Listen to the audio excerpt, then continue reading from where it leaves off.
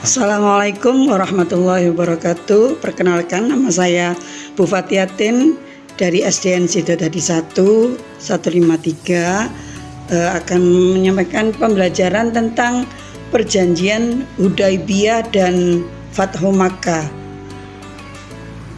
Adapun tujuan dari pembelajaran ini yaitu satu, menjelaskan peristiwa perjanjian Hudaibiyah dan Fathu Makkah. Yang kedua, memahami peristiwa perjanjian Hudaibiyah dan Fathu Makkah. 3, menjelaskan latar belakang perjanjian Hudaibiyah dan Fathu Makkah. 4, menjelaskan isi perjanjian Hudaibiyah. Yang kelima, meneladani peristiwa perjanjian Hudaibiyah dan Fathu Makkah.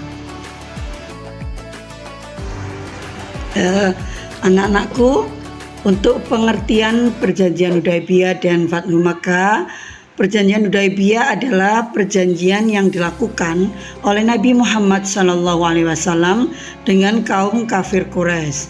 Sedangkan Fathu Makkah adalah penaklukan kota Mekah yang asalnya dikuasai oleh kaum kafir Quraisy dan sekarang diambil alih oleh Nabi Muhammad SAW. Mengapa diadakan perjanjian Hudaibiyah dan Fathu Makkah?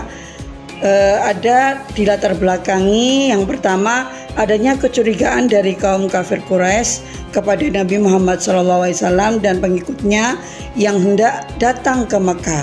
Yang kedua, utusan dari kaum kafir Quraisy, Suhail bin Amr, yang menghalangi datangnya Nabi Muhammad dan mengajak untuk berdiskusi, namun Nabi Muhammad menolak.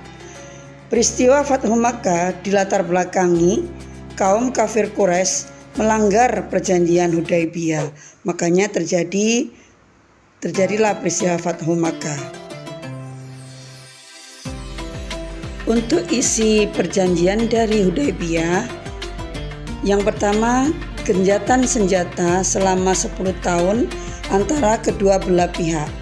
Yang kedua, Rasulullah SAW dan rombongan harus pulang pada tahun tersebut dan tidak boleh memasuki Makkah. Yang ketiga, bagi siapa saja ingin bergabung dengan Nabi Muhammad SAW dan mengikuti perjanjiannya, maka dia boleh melakukannya, begitu pula sebaliknya.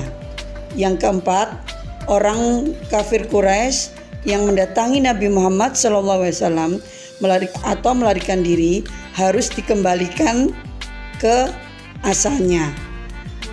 Dengan adanya perjanjian Hudaibiyah itu, maka ada kekurangan dan kelebihan bagi kaum muslimin. Kekurangannya bagi kaum muslimin, yang pertama, lafal Bismillahirrahmanirrahim diganti menjadi Bismika Allahumma. Yang kedua, lafal Muhammad Rasulullah diganti dengan Muhammad bin Abdullah. Beberapa sahabat dari Nabi Muhammad SAW yang hendak mengunjungi ke Mekah dilarang oleh kaum Quraisy. Yang keempat, berkurangnya kepercayaan para pengikut Nabi Muhammad SAW atas kepemimpinannya. Adapun kelebihan dari perjanjian tersebut, diakuinya keberadaan Islam dan kaum muslimin di kota Mekah. Yang kedua, kaum muslimin bebas berziarah kapan saja kecuali pada tahun perjanjian Hudaibiyah dilaksanakan. Nah, itulah untuk kelebihan-kelebihannya. Baiklah, Ibu lanjutkan. Untuk peristiwa Fathu Makkah, peristiwa ini adalah kaum kafir Quraisy telah melanggar sendiri tentang perjanjian Hudaibiyah, maka terjadilah peristiwa Fathu Makkah. Yang kedua, peristiwa Fathu Makkah terjadi pada tanggal 20 Ramadan tahun 8 Hijriah, di mana Nabi Muhammad SAW dan kaum muslimin berhasil memasuki kota Makkah tanpa perlawanan sedikit pun dari kaum kafir Quraisy. Kemudian Nabi Muhammad langsung mencium Hajar Aswad, kemudian tawaf bersama. Yang ketiga, Nabi Muhammad SAW dan kaum muslimin menghancurkan seluruh patung atau di sana ada sekitar 360 patung atau berhala. Itu Nabi Muhammad menyuruh untuk menghancurkan.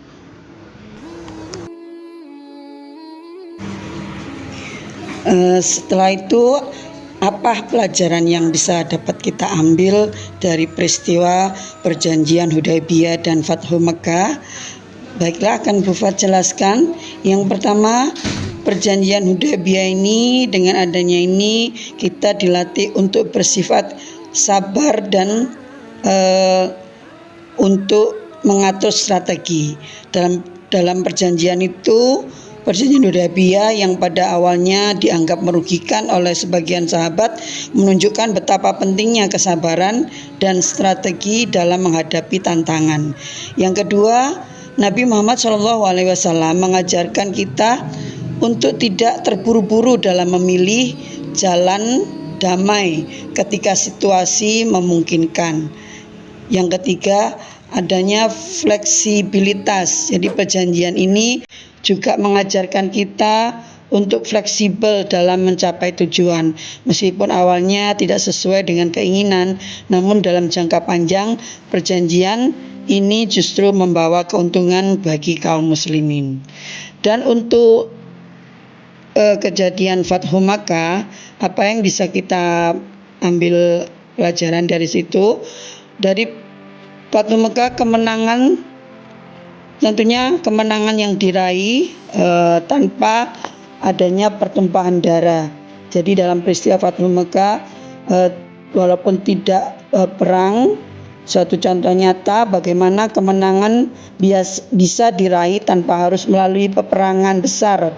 Nabi Muhammad SAW menunjukkan sikap toleransi dan kemurahan hati kepada penduduk Makkah setelah kota tersebut berhasil dikuasai. Adanya pengampunan setelah menaklukkan Makkah. Nabi Muhammad memberikan pengampunan kepada seluruh penduduknya, termasuk mereka yang sebelumnya sangat membenci Nabi Muhammad. Sikap pengampunan ini menjadi teladan bagi kita dalam menghadapi musuh. Pentingnya pembersihan spiritual. Setelah masuknya ke Mekah, Nabi Muhammad SAW memerintahkan untuk membersihkan Ka'bah dari berhala-berhala.